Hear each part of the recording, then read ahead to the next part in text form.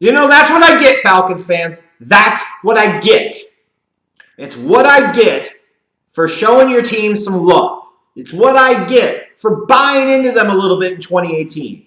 I put the Jeff Jinx on them. You're welcome. Screw you. They made me look bad. Because here's my thinking, 2016 season, you go to the Super Bowl, 28-3, yeah. Going into 2017, I'm like, oh, this is a 7-9 team. And yeah, they had a couple of games that went a certain way. They damn near were a 7-9 team, but the reality was they made the playoffs, which I thought was incredibly impressive coming off of that Super Bowl loss that would have devastated a lot of lesser coaches and a lot of lesser organizations and teams. They get back to the playoffs, and they beat the Rams on the road. Then they go into Philadelphia and almost beat them before they got Sarkisian'd. So I'm looking at this team, 2 straight years in the playoffs. Maybe Sarkisian won't be such a clown the next go-around. They got most of their key core back in the fold. Got Matt Ryan in the peak of his career. It felt like this team was going to be a contender, at least in the NFC South, if not in the NFC. And then the season happened, and it went wrong right from the jump. Keanu Neal getting hurt and being lost for the year after the first game. Once that happened, it felt like this team was going to have a struggle throughout the year. Devontae Freeman only played 2 games this year. Deion Jones only played 6 games this year. He also went out early in the season with an injury, came back late. But you look at that, and you say those are 3 pretty core guys for the Falcons in their success over the past couple of seasons, Neal, Freeman, Jones. And between the 3 of them, you got 9 games out of them in 2018. Now, even with that, you still were able to get off to a 4-4 start, but eventually reality crept in a little bit. The defense imploded, and you lost your next 5 games. You won your last 3 to kind of, give you some positive momentum heading into the offseason, or the reality is you cost yourself some draft pick position for a little bit of good vibe and good feelings and a cleansing of the palate to end the year. But while on the one hand, they did lose some key guys to injury, they didn't have enough injuries to totally excuse what happened this year, especially when you look at the offensive side of the ball. They did struggle to run the ball, I will grant you that. They were not a great running team this year. Missing Devontae Freeman definitely showed there.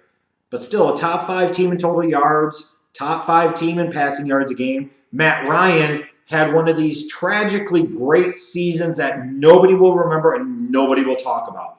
Complete 69% of his passes, throws for over 4,900 yards, 35 touchdowns, only 7 interceptions, without the benefit of a running game to really help balance out the offense, playing in a lot of pressure situations because his defense absolutely stinks. Matt Ryan had the type of season, to me, arguably more impressive than his MVP season of 2016. He had the type of season that if this team would have won a couple more games and made the playoffs, he would have been the MVP to me, probably hands down. That's how good I thought his season was and how wasted this season ultimately was. This is sad because it's one of those great seasons that nobody will remember or ever talk about from a quarterback. Sorry, it's true. Julio Jones had a great year, 113 catches, over 1,600 yards receiving, 8 touchdowns. He found the end zone a few damn times. Holy hell, imagine that.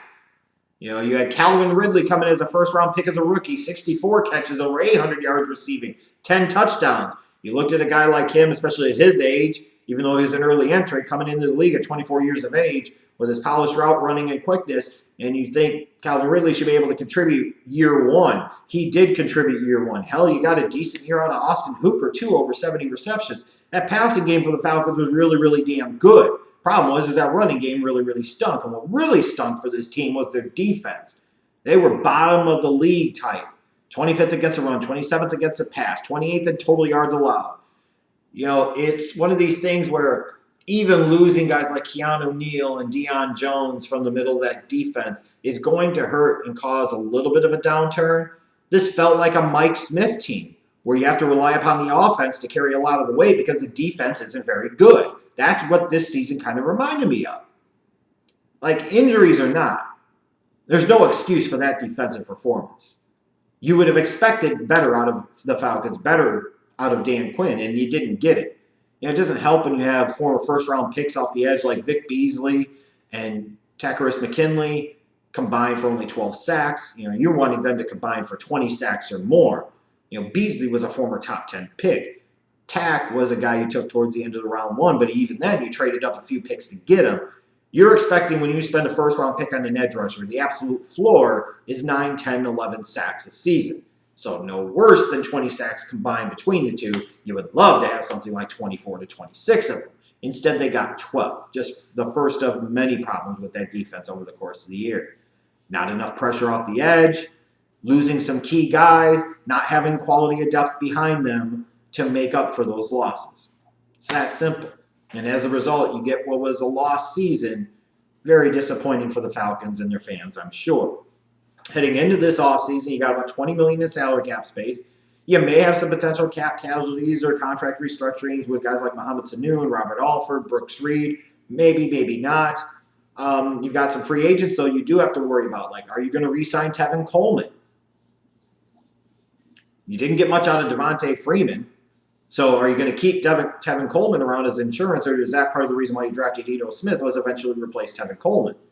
You kind of look at it and you say, well, frankly, you had Tevin Coleman a good portion of the year, and the running game still wasn't very good, so why not save yourself some money and let him go?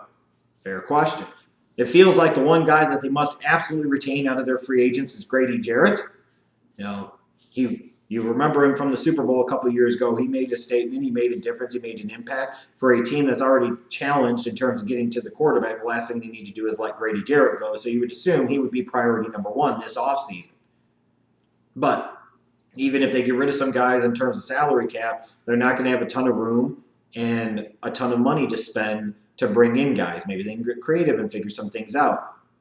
But you're probably not going to get a ton of help there in the offseason. Where the help's going to have to come is from the draft. You look at their 2018 draft class, the jury will still be out on some of these guys. Calvin Ridley, I think, was already worth the price of admission as your first-round pick. We'll see in the future what you get out of Isaiah Oliver. You look at the blown assignment in that Bengals game on A.J. Green is like, well, that's a rookie mistake. Hopefully he learns from that in the future. DeAndre Sanat, I think he could be a decent player. Ito Smith, will his role increase in 2019? Russell Gage, will he be a special teams demon?